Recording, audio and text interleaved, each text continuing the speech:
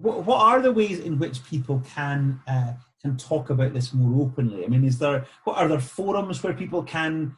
Oh, I don't want to make light of it by saying it's like an AA meeting, but it's kind of something whereby people can say, look, do I do it as a group and talk about it? Do you then pick up the phone and speak to a friendly IP to say, can you just listen to my situation? What is the way that people can talk more openly about it?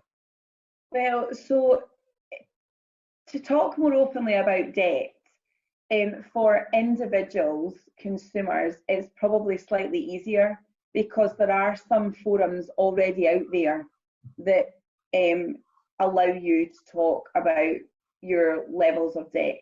Mm-hmm. So for directors of limited companies and business owners, it's really tricky to find the right place to do this, because I'm a big advocate, and it's easy for me to say because this is a world that I'm involved in all the time. I'm a big advocate in a problem shared is a problem halved.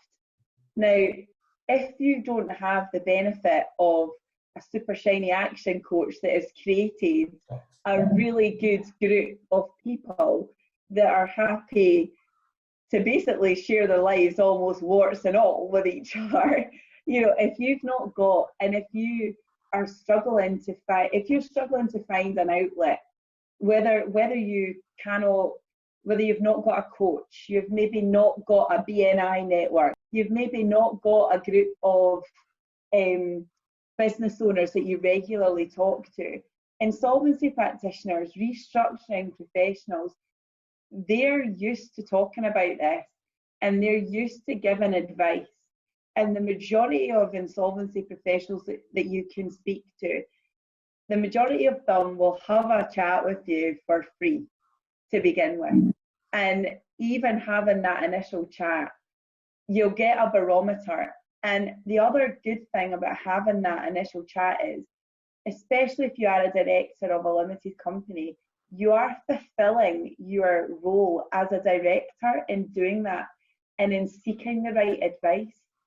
Because I cannot stress highly enough that you must try and seek the right advice. My concern specifically for directors of limited companies is that they continue to trade. We get out of the other end to the new normal and their feet get kicked from underneath them. And that's one of the reasons that the business secretary on the 28th of March has said that there is going to be new laws passed to restrict wrongful trading actions. Because if you do have the feet kicked from under you, there are some provisions that people like me can employ. And it allows people like me to look back and see what a director of a limited company has done. And what that is called is wrongful trading.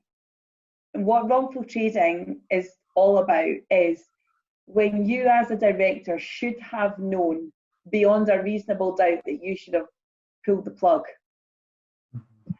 And the reason that the business secretary is looking to relax those regulations is to stop people being fearful right now, which is fine. But those regulations are only going to be relaxed for a period of time. And I would be suggesting that it's wise, if you are really, really fearful, that you do consult with someone that has got a restructuring background, because at the very least, you've had an hour's phone call with someone that, fingers crossed, you'll never need to speak to again. But if you've had that conversation, you can document that in your paperwork. Mm-hmm. You can document that in your company books and records. And if you have to go down the restructuring route, which 9 times out of 10 is nowhere near as bad as you think it's going to be, mm-hmm. then you can at least document that you sought the right advice at the right time.